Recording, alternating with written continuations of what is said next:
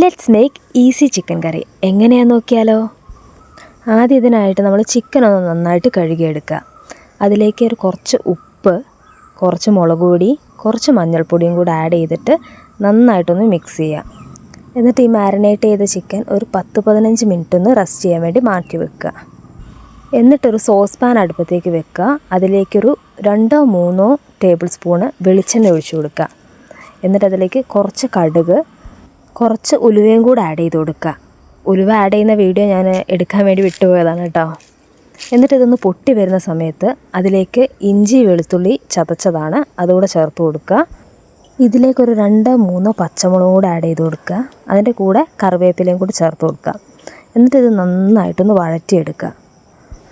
ഇതിൻ്റെ പച്ചമണം മാറി ഒരു ചെറിയൊരു ബ്രൗൺ കളറായി സ്ലൈറ്റ്ലി ഒരു ഗോൾഡൻ ബ്രൗൺ കളറാകുന്നവരെ ഒന്ന് മൂപ്പിച്ചെടുക്കണം. എന്നിട്ട് ഇതിലേക്ക് നമുക്ക് നീളത്തിലരിഞ്ഞ ഒരു 3 സവാള, വലിയ സവാളയാണ് എടുത്തിട്ടുള്ളത്. സവാള അരിയുമ്പോൾ നീളത്തിൽ തന്നെ കട്ട് ചെയ്തെടുക്കാൻ വേണ്ടി നോക്കുക കേട്ടോ. അതാണ് കുറച്ചുകൂടെ കറിക്ക് ടേസ്റ്റ് കിട്ടുന്നത്. ഇതിലേക്ക് 1 ടീസ്പൂൺ ഉപ്പ് ചേർത്ത് കൊടുക്കുക കേട്ടോ. ഇപ്പം തന്നെ ഉപ്പ് ചേർക്കുന്നതിൻ്റെ കാര്യം എന്താണെന്ന് വെച്ചാൽ സവാളേൻ്റെ കൂടെ ഉപ്പ് കൂടെ ചേർത്തിട്ട് വഴറ്റുകയാണെങ്കിൽ അത് പെട്ടെന്ന് തന്നെ വഴന്ന് കിട്ടും കേട്ടോ. എന്നിട്ട് ഇതൊരു ചെറിയ രീതിയിലൊരു ഗോൾഡൻ കളറാകുന്ന വരെ ഒന്ന് വഴറ്റിയെടുക്കുക. എന്നിട്ട് അതിലേക്ക് ഒരു തക്കാളി, ചെറിയ തക്കാളിയാണ്, ചോപ്പ് ചെയ്തതും കൂടെ ആഡ് ചെയ്ത് കൊടുക്കുക. എന്നിട്ട് തക്കാളി ഒന്ന് വെന്തുടഞ്ഞ് വരുന്ന വരെ ഒന്ന് വഴറ്റി കൊടുത്തതിന് ശേഷം അതിലേക്ക് കുറച്ച് മഞ്ഞൾപ്പൊടി, ഒരു 1/4 ടീസ്പൂൺ മഞ്ഞൾപ്പൊടിയും 3 സ്പൂണ് മല്ലിപ്പൊടിയും ചേർത്ത് കൊടുക്കുക. മല്ലിപ്പൊടി ഒന്ന് നല്ല രീതിയിൽ മൂപ്പിച്ചെടുക്കണം കേട്ടോ. മല്ലിപ്പൊടിയുടെ പച്ചമണമൊക്കെ മാറുന്നവരെ അതൊന്ന് എണ്ണയിലിട്ടിട്ട് മൂപ്പിച്ചിട്ടെടുക്കണം. ഈ മല്ലിപ്പൊടി നല്ല രീതിയിൽ വഴറ്റി അതിൻ്റെ പച്ചമണം മാറിയില്ല എന്നാണെങ്കിൽ കറീൻ്റെ ടേസ്റ്റ് മാറിപ്പോകും കേട്ടോ. എന്നിട്ട് ഇതിലേക്കൊരു ചെറിയ ഉരുളക്കിഴങ്ങ് കട്ട് ചെയ്തതും കൂടെ ആഡ് ചെയ്ത് കൊടുക്കുക. ഇത് നന്നായിട്ടൊന്ന് മിക്സ് ചെയ്ത് കൊടുക്കുക. അതിനുശേഷം ഇതിലേക്ക് നമ്മൾ നേരത്തെ മാരിനേറ്റ് ചെയ്ത് വെച്ചിരിക്കുന്ന ചിക്കൻ കൂടെ ആഡ് ചെയ്ത് കൊടുക്കുക. എന്നിട്ട് 2 മിനിറ്റ് ഇതിങ്ങനെ ഒന്ന് മിക്സ് ചെയ്ത് കൊടുക്കുക. ഇതിലേക്ക് ആവശ്യത്തിനുള്ള വെള്ളം കൂടെ ഒഴിച്ചു കൊടുക്കാവുന്നതാണ്. ഞാനിവിടെ കുറച്ചധികം വെള്ളം ചേർത്ത് കൊടുക്കുന്നുണ്ട്. കറിക്ക് ഗ്രേവി ആവശ്യമുള്ളതുകൊണ്ട് തന്നെ കുറച്ചധികം വെള്ളം ചേർത്ത് കൊടുത്തിട്ടുണ്ട്. നിങ്ങൾക്ക് ഗ്രേവി കുറവാണ് വേണ്ടെങ്കിൽ വെള്ളം കുറച്ച് ചേർത്ത് കൊടുത്താൽ മതി കേട്ടോ.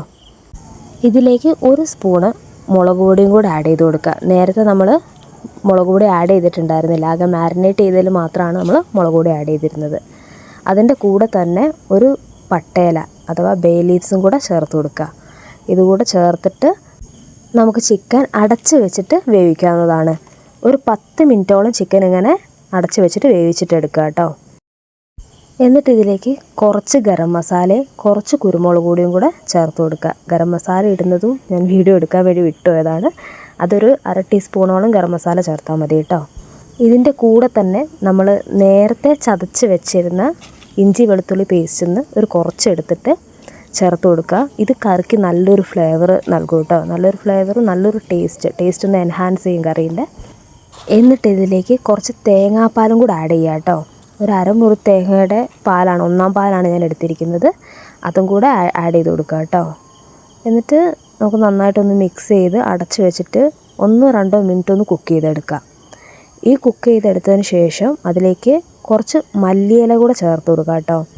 ഞാനിവിടെ കുറച്ച് മല്ലിയില ചേർത്ത് കൊടുത്തിട്ടുള്ളൂ. മല്ലിയിലയുടെ ടേസ്റ്റ് ഇഷ്ടപ്പെടുന്ന ആൾക്കാരാണെങ്കിൽ അത് കുറച്ചുകൂടെ അധികം കൂടുതൽ ചേർത്ത് കൊടുക്കാവുന്നതാണ്. അപ്പം നമ്മൾ ടേസ്റ്റി ചിക്കൻ കറി ഇവിടെ റെഡി ആയിട്ടുണ്ട്. എല്ലാവരും ഒന്ന് ട്രൈ ചെയ്ത് നോക്കുക. വീഡിയോയിൽ കാണുമ്പം കുറേ പണിയുള്ളതുപോലെ തോന്നുമെങ്കിലും വളരെ സിമ്പിളാണ് കേട്ടോ ഉണ്ടാക്കാൻ. ഗ്രേവി കൂടുതലുള്ളത് കൊണ്ട് തന്നെ പുട്ടിൻ്റെ കൂടെയൊക്കെ നല്ല കോമ്പിനേഷനാണ് കേട്ടോ. അപ്പോൾ വീഡിയോ ഇഷ്ടപ്പെട്ടാൽ ലൈക്ക് ചെയ്ത് ഷെയർ ചെയ്ത് ചാനലൊന്ന് സബ്സ്ക്രൈബ് ചെയ്യണേ. അപ്പോൾ അടുത്ത വീഡിയോയിൽ കാണാം. ബായ്.